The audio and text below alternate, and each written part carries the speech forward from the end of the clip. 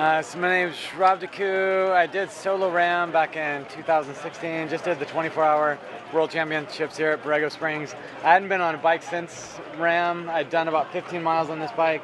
I managed to pull off just over 320 miles. I'm getting ready for the world's toughest ultra Ironman next October, and I wanted to use cycling as my base for endurance build-up.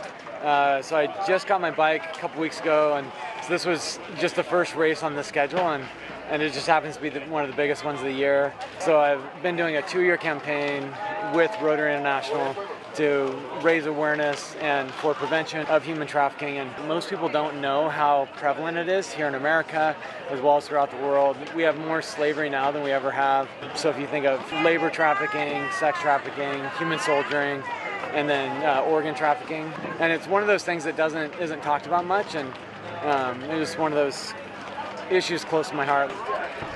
The biggest challenge, it's surprising that I still fight sleep so much after going through Race Across America, and I'm used to sleep deprivation with 2 kids now, but I just really struggled through the witching hour, so that 4 or 5 in the morning, and then even later in the afternoon started struggling with sleep. Another struggle, I ended up crashing on lap 5, so I banged up my elbow and my hip a little, but thankfully it was just flesh, so I got it bandaged up and then didn't really notice it much. So it was a very exhausting day, just beautiful here. They put on such a great race. So yeah, it was just good to be back around so many of the Ram people and the racers and people from all over the world. The course is just beautiful. The weather was pretty much ideal. I think it got pretty cold at night, down to the 41. We had some cloud cover in the evening, so it wasn't as hot as it could have been. But for me, it was about ideal conditions.